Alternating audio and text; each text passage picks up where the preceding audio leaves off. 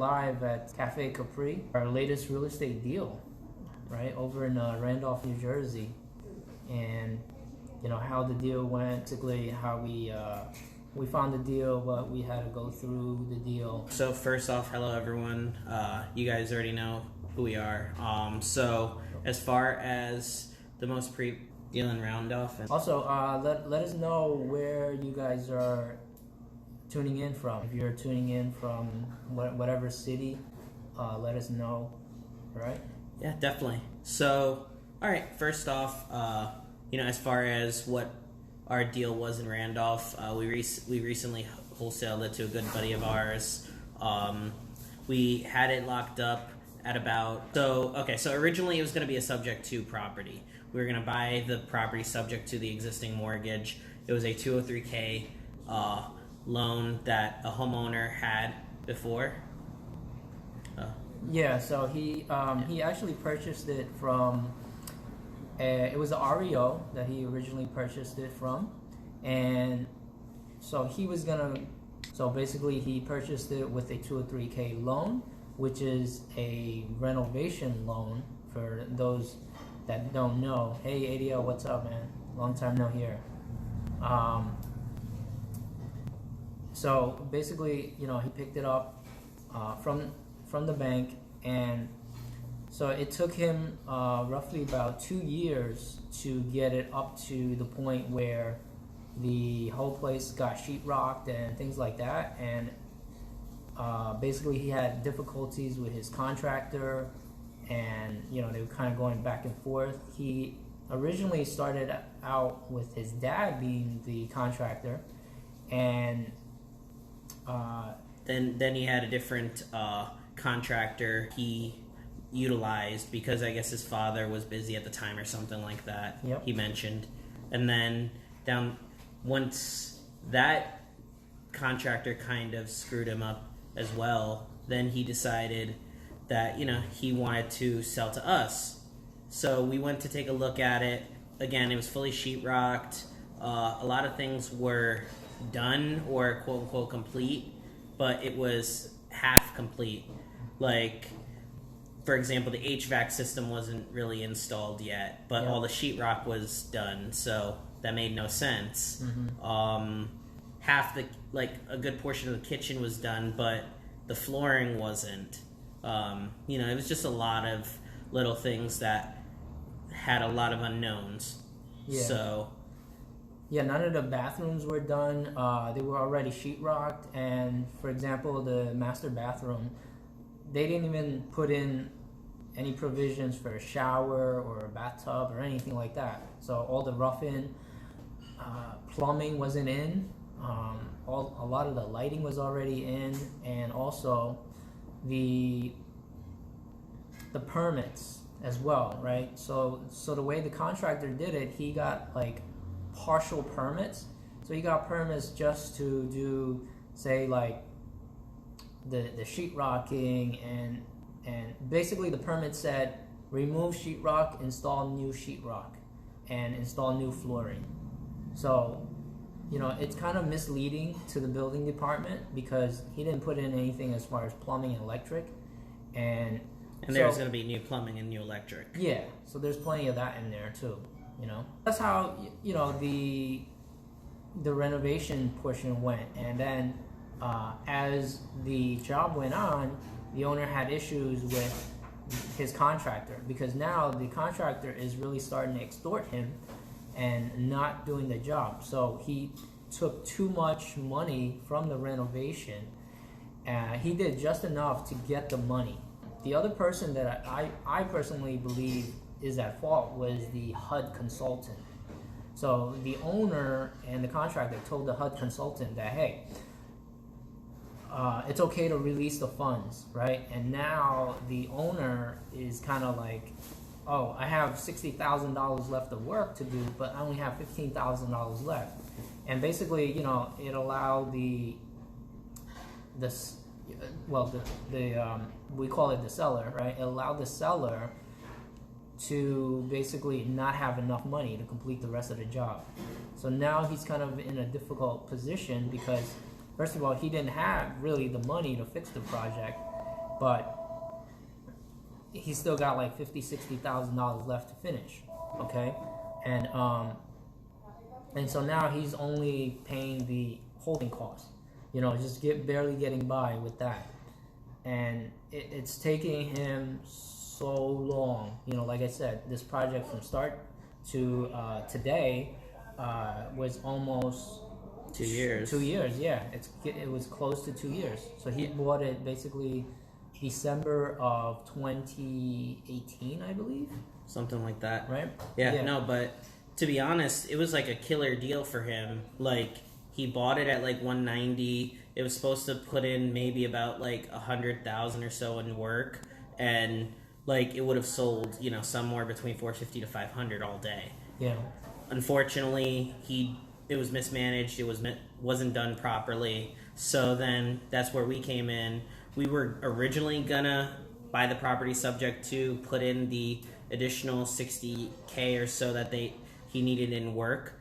I guess we really didn't so there's a few issues. One, the homeowner wanted too much up front once we purchased the property subject to the existing mortgage, and then we'd also have to still pay the reno cost plus the closing and all the holding costs. So realistically, you know, we would have had to come out of pocket probably like over 100K easily. Mm-hmm. So we decided, you know what, let's originally then we were going to buy the property through like a hard money and, you know, do the renovations ourselves. But like when I looked at it, I thought the highest and best use of our time was to potentially wholesale it. So realistically, we had the property at about 255. The homeowner needed 15K to just be done with the property. So at 270, and we actually wholesaled it to another investor for 300.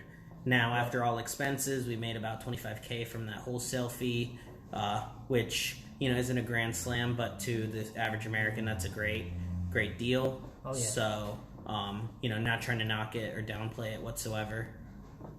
But yeah, so that's kind of what we did with that property. Now, the person who has it, you know, they're going to put in their renovation and most likely sell it to an end buyer for somewhere probably around 500 or more.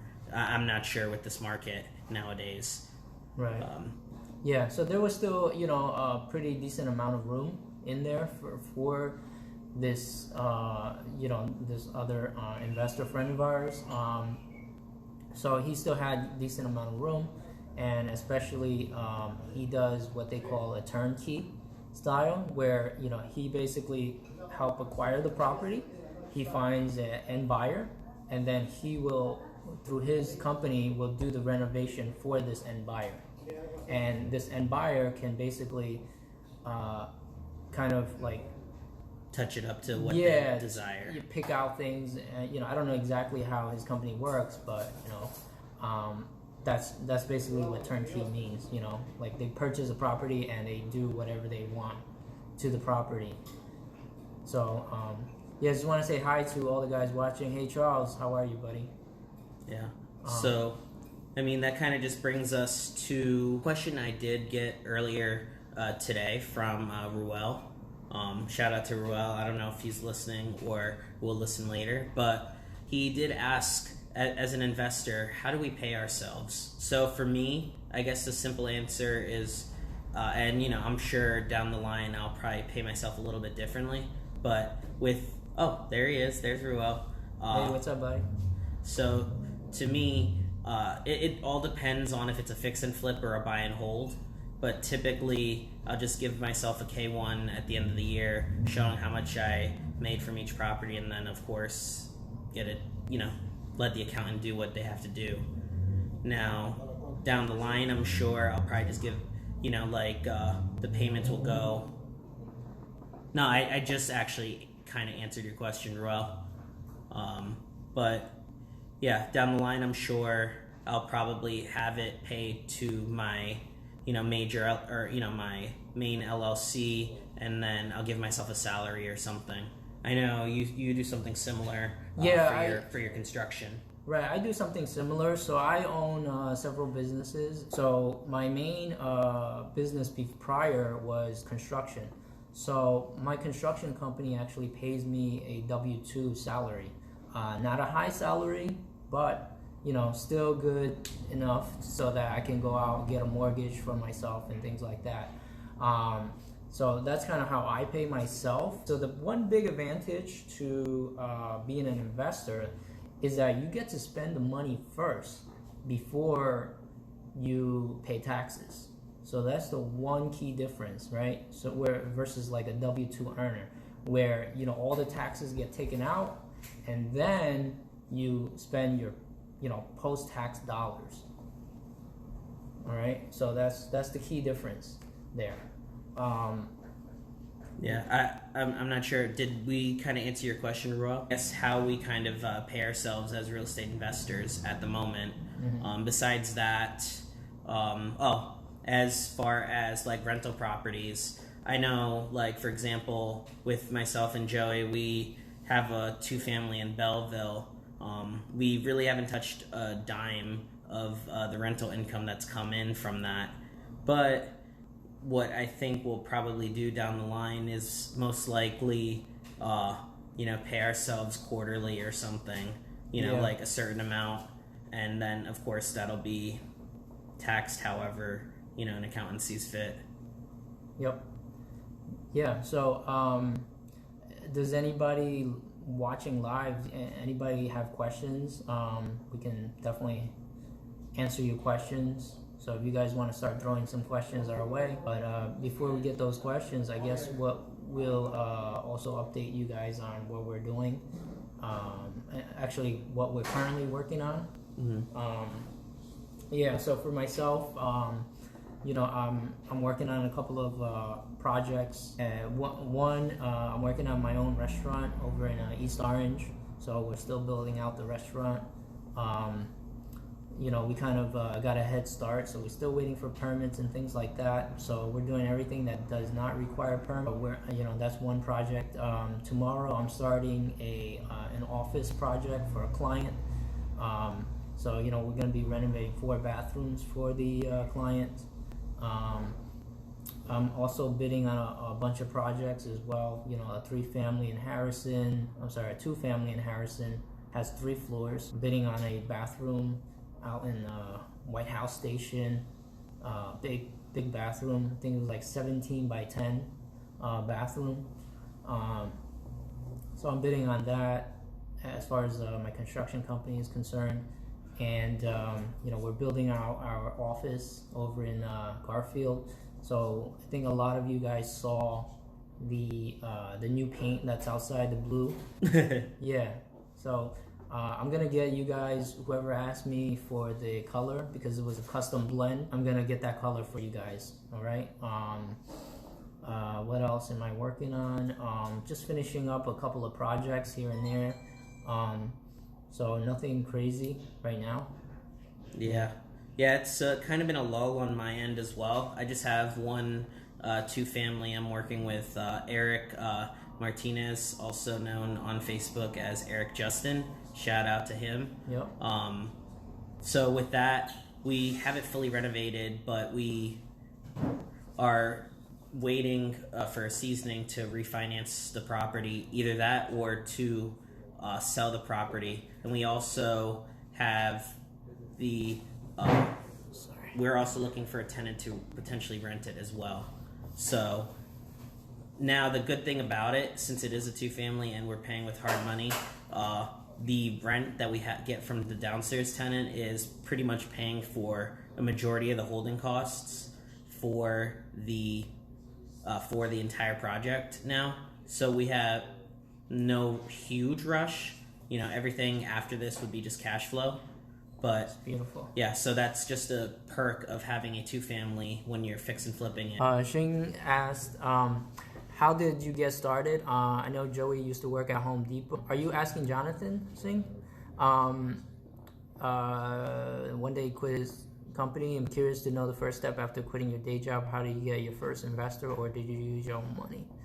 So I'm just gonna briefly answer that. So for me, I actually never quit my day job. I still have it. I've been doing it since, and it helps my investing business. So I never quit my day job, honestly. But what I did was I kind of built my company where it's not reliant on me as much, right? Because before, as a contractor, what I used to do was to run around, pick up materials for my guys. I used to basically babysit my guys, so I kind of gave them a lot more responsibilities, and I let them go to Home Depot, buy whatever they need to buy, and just kind of gave out the same responsibility that I had to them. So that kind of freed me up a little bit more, so that now I'm able to kind of concentrate on the real estate business a lot more. Yeah. All right, so that's how I did it. Whereas a lot of other contractors or anybody that has a W-2, it might be a little bit difficult to do that unless you have good, responsible guys, that works for you. To be honest, how I got started in real estate, I was married at the time, and my wife, she had a decent job, and she kind of floated it while I was learning and getting started.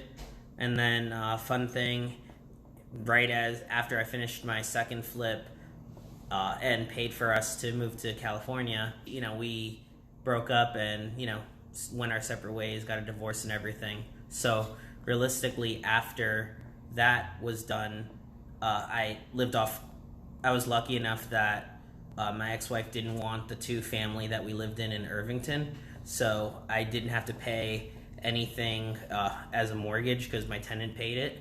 And house hacked. Yeah, house hacked. And then I was also blessed enough that when I was in the Marine Corps, well, maybe not blessed, but when I was in the Marine Corps, I got injured enough that I was given 70% disability. So for my injuries with the Veteran Affairs Office. So, and from that, I made about $1,500 a month.